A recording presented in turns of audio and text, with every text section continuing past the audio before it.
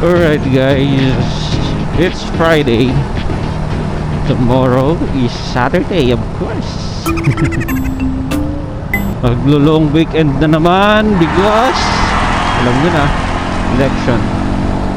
So ako ay boboto sa lalawigan ng Kabikulan. So umuwi ako bukas. So long ride na naman ulit tayo bukas, going to Bicol. Pero may problema ako itong motor ko, kailangan na ito ng maintenance, kailangan na ng change oil.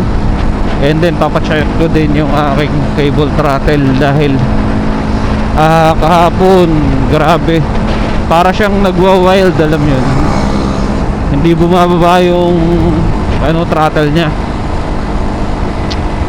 parang naninikit.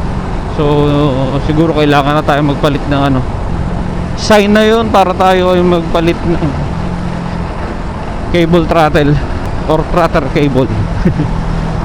Kasi inobserban ko siya kahapon, medyo parang binubomba-bomba ko ng pitik-pitik na bomba, bumabalik siya. So siguro yung or baka kailangan lang ng langis, hindi natin alam, kasi alam ko nilalangisan din yan. Baka natuyo na yung langis kasi 1 year na itong motor natin, stock pa rin yung throttle cable natin. So kailangan na natin magpalit. So ngayon ay papasok muna tayo sa trabaho, at siguro uwi ako ng maaga mamaya dahil bago ako umalis kailangan ko munang maglabahan ng aking mga gagamitin, at hindi tayo makakapaglaba. Baka pagbalik natin next week wala tayong masusuot, wala tayong uniforme, so kailangan natin maglaba. Then bukas ang plano ko ay mag-half day ako sa work para mapacheck ko tong motor, mapakondisyon, makita kung ano pa yung mga maaaring maging problema kung sakali. So dapat lagi tayong prepare, lalo na long ride yun, and solo ride na naman tayo as usual. Kaya kailangan nating i-maintain na ng maganda itong ating sasakyan. Ay, gastos na naman, pero okay lang, wala tayong magagawa. Kailangan natin siyang gastosan dahil ginagamit natin to araw-araw. Hindi nga tayo nakakagastos ng pamasahe, maggastos naman tayo dahil sa ginagamit nating sasakyan. Well, convenient mas convenient yung may sarili kang sasakyan, kasi anytime na gusto mong umalis ng bahay, makakaalis ka, at hindi mo kailangan maghabol, hindi mo kailangan may pagsiksikan sa mga public vehicle. So ngayon ay preparation muna tayo, kailangan natin mag-prepare.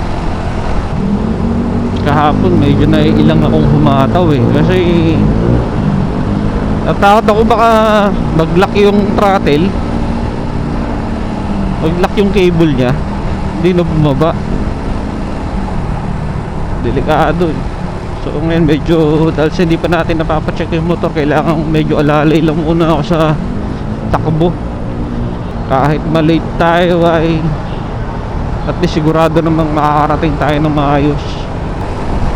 Ito pa pala yung ang speedometer, kung mapapansin nyo, hindi siya gumagalaw, naka-steady na lang siyang ganyan. Pag hindi ko siya ginagamit, babalik siya sa zero. Pag ginamit ko siya, ayun lang, kung ano yung pinakamataas na speed na na-record sa kanya, doon mag-i-stack up siya. Ewan ko anong nangyari dito sa motor na to, naglalabasan ng mga problema. Although alagaan naman natin to sa maintenance, may mga bagay para na hindi maiiwasan, hindi natin inaasahan na mangyayari sa kanya. Siguro itong video na to ay same day update na rin to, same day edit. Tsaka nagpalit na nga pala tayo ng ng visor, clear visor, kasi ang bala ko bukas ay bumiyahe ng mga 2 or 3 ng madaling araw, so medyo madilim yun. Kung magtitinted tayo na visor, mahirap makakita. Although kahit sa gabi naman nakakakita yung visor natin na yun, hindi nga lang ganun clear kasi syempre may dilim pa rin siyang konti. So mas binabuti ko na magpalit ng clear lens. Dual visor naman siya.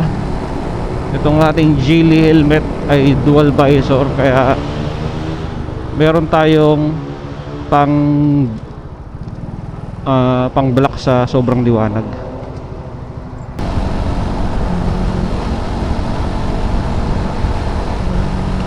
Parang walang pasok ngayon Wala pang pasok ang estudyante ngayon. It's Friday. Maluwag Ay, bakasyon pa nga pala. Hindi pa pala nag-i-start ang klase. Gagi. Kakatapos nga lang pala ng kanilang school year. Magka-camping yata sila Biyahe to ng probinsya. Biyaheng probinsya to.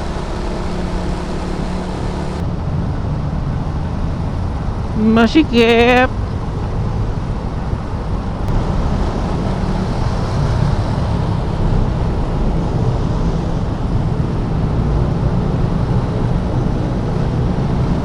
Di ba kaya hindi ako pumapasok, sir? Nang ipit delikado.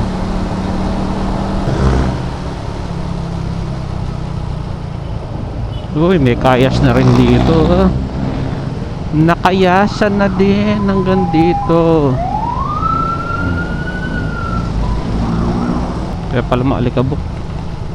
Ang haba ng papalitan ng asfalto rito. Galing. Buti pa Makati may budget. Alright, malapit na tayo. Sigurado late ako ngayon kasi hindi tayo nagwaswas. Hindi ako mabot, sayang.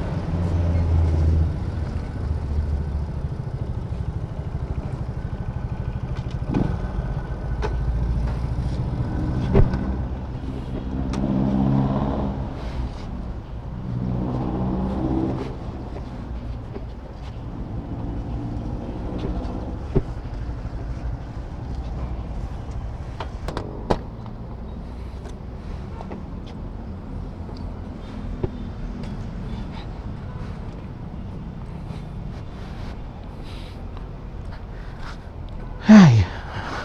Okay, dito na muna tayo. Like, share, and subscribe.